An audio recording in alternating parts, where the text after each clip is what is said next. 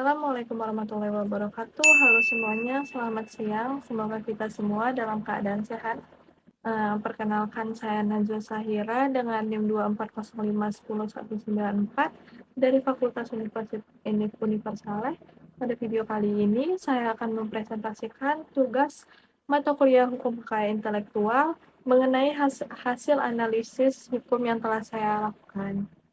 Penelitian saya ini berjudul Analisis Yuridis Sengketa Desain Industri, Kotak Kemasan, Kajian Terhadap Putusan Nomor 6 Perdata Khusus HKI Merek 2024 PN Niaga Medan.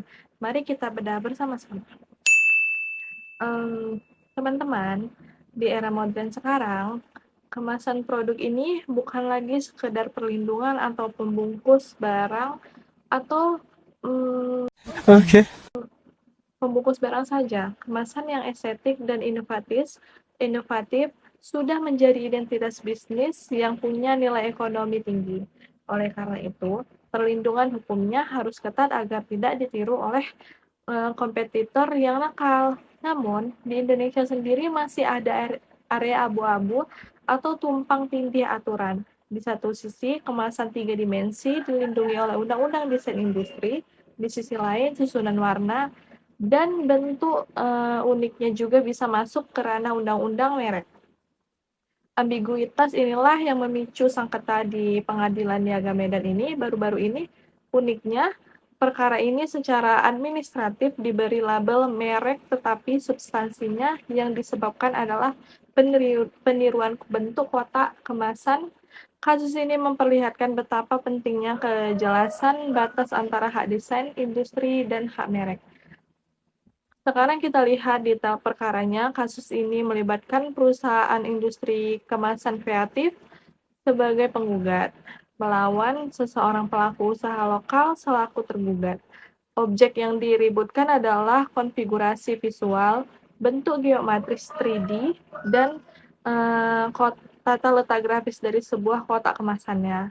Gugatan ini muncul karena penggugat yang sudah mendaftarkan desainnya terlebih dahulu menemukan produk tergugat di pasar Medan dengan kemasan yang sangat mirip, mulai dari ukurannya, penempatannya, warna, hingga lipatan kotaknya hampir sama persis.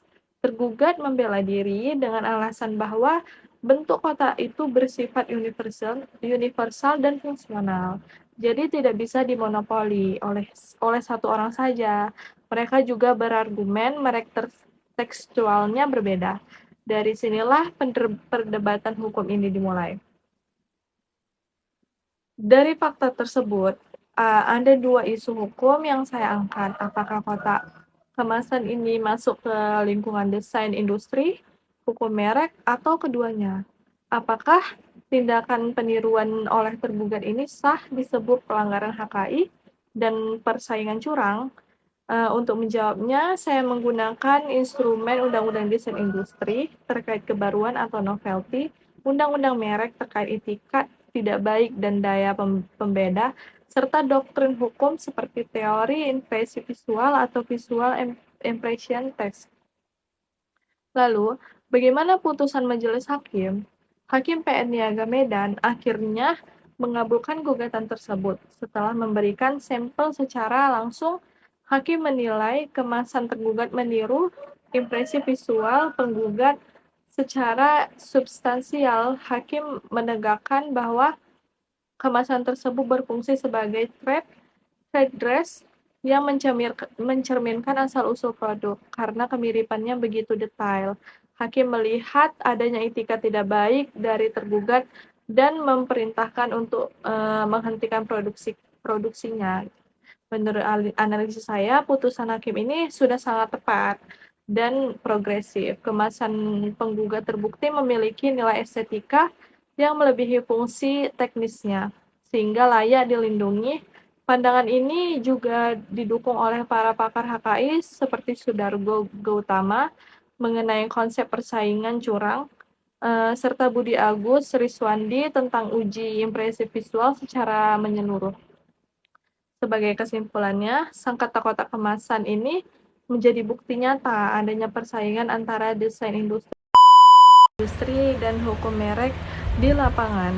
Putusan Hakim PN Niaga Medan yang memenangkan pendaftar pertama sudah sesuai dengan prinsip keadilan dan doktrin hukum untuk mencegah persaingan usaha tak sehat ini.